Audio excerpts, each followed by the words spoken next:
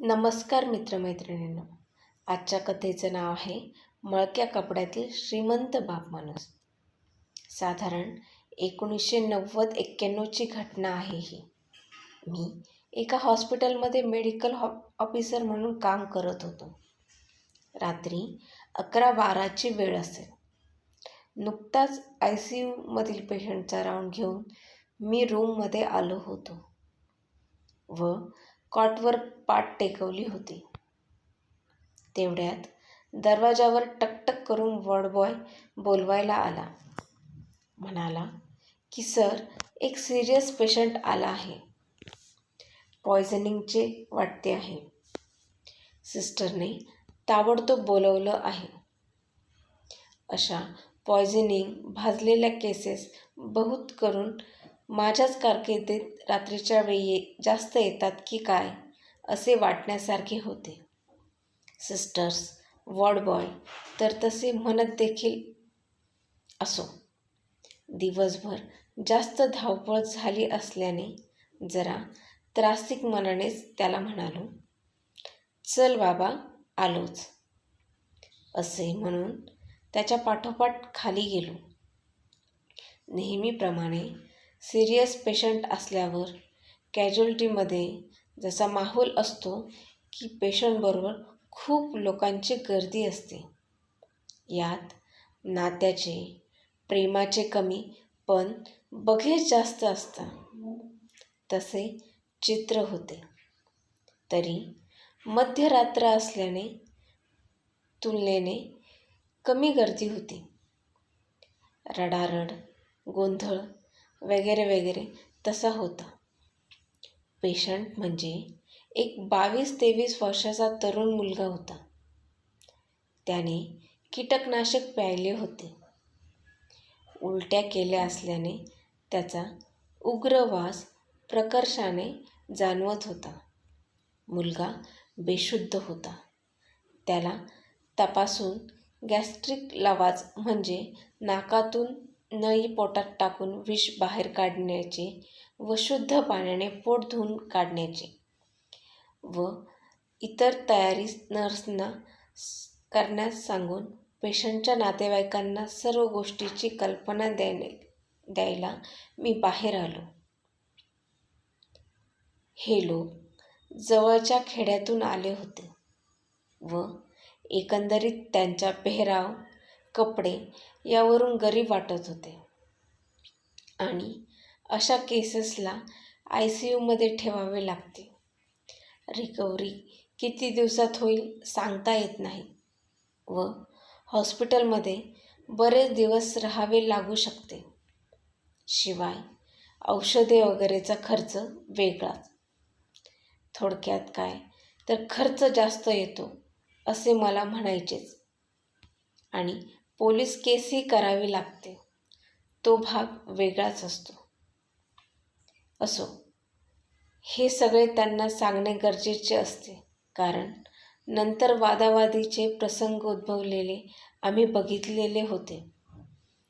त्याच्याकडे बघून मला वाटत नव्हते की एवढा खर्च त्यांना झेपेल. ही सर्व कल्पना त्यांना देणे भाग होते.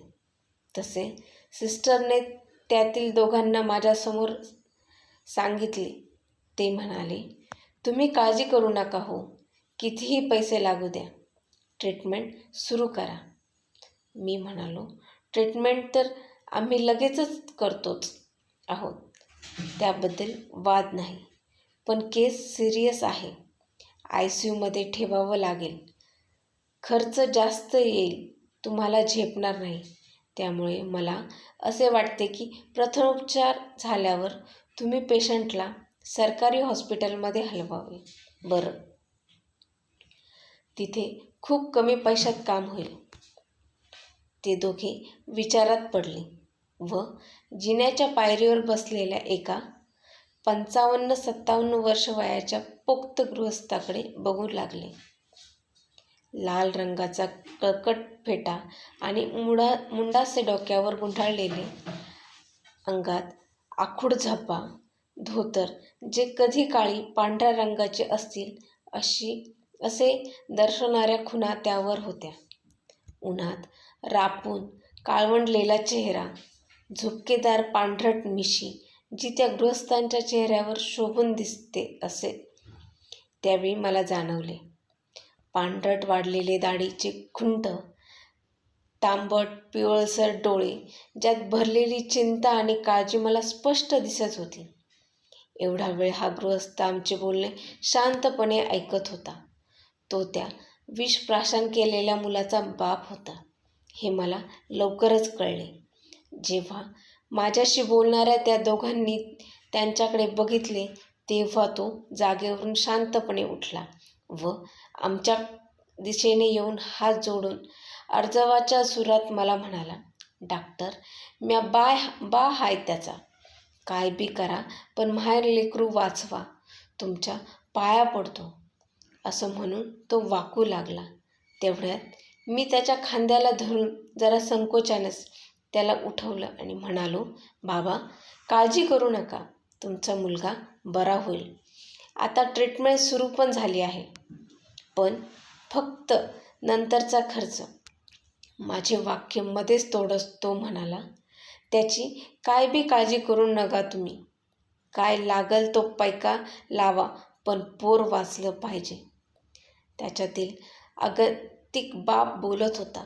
मी म्हणालो, "बरोबर आहे तुमचं, पण बाबा सरकारी हॉस्पिटलमध्ये कमी पैशात होईल ना पुढचा इलाज, तिथे ना झेपणार तुम्हाला."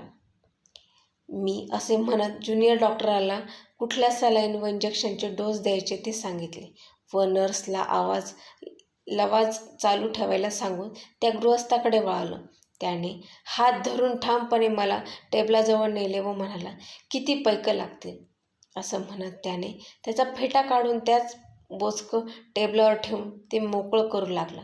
मला व इतर स्टाफला आश्चर्याचा धक्काच बसला, कारण त्यातून 100-100च्या नोटांचे 7-8 बंडल टेबलावर पडली. "एवढं बास का?" असं म्हणून त्याने त्याच्या कळकटलेल्या झब्ब्याच्या आतील खोपरीच्या खिशातून 50, 20 व 10ची अशी सर्व मिळून 5-7 बंडल काढली व म्हणाला, "डॉक्टर साहेब, एवढं जमा करा. उद्या दुपार पातूर अजून आणतो म्या, पण पोरं वाचवा." मित्रांनो, माझी व इतर स्टाफची काय अवस्था झाली असेल प्रसंग डोळ्यासमोर आणून कल्पना करा.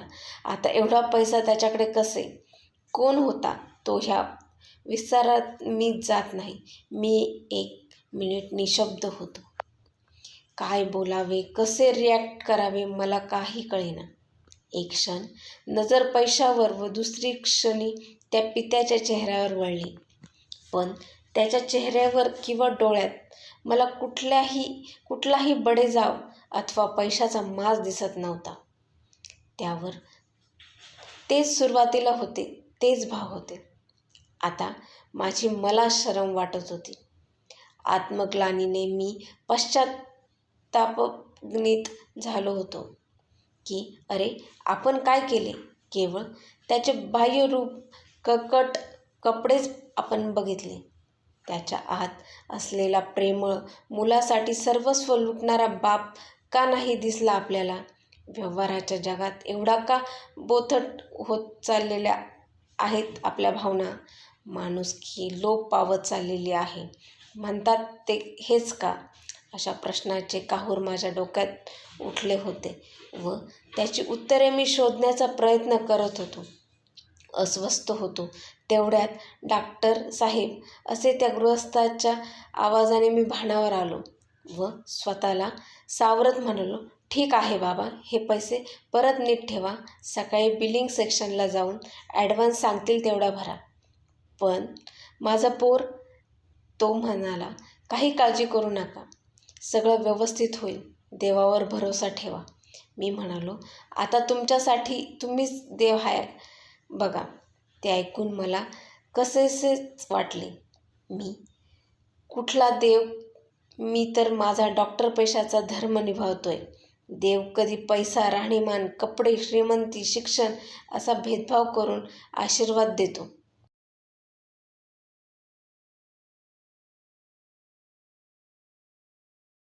तर तुमच्यातील खरेपणा, भक्ती, निरागसता हेच बघतो. असे ऐकत आलो आहे. पण सध्याच्या व्यावहारिक जगाने त्याला पैशाच्या, सोने, चांदी, हिरे इत्यादीच्या आमिषाने आपल्याकडे वळवण्याचा व्यर्थ प्रयत्न चालवलाय आणि देव फक्त भावाचा भुकेला असतो याचा विसर पडतोय लोकांना. असो बाबा, मला माफ करा हं. मी तुम्हाला समजवण्यात चूक केली. माझा हेतू तुम्हाला दुखवण्याचा नव्हता. मला वाटले तुम्हाला त्रास होऊ नये, तुमची पैशाची जमवाजमव करायला ओढताण होऊ नये म्हणून मी तसा सल्ला तुम्हाला देत होतो. आणि काय आहे, हॉस्पिटलच्या नियमाने मी पण बांधील आहे ना. तुम्ही राग मानू नका, मी त्यांना सांगितले.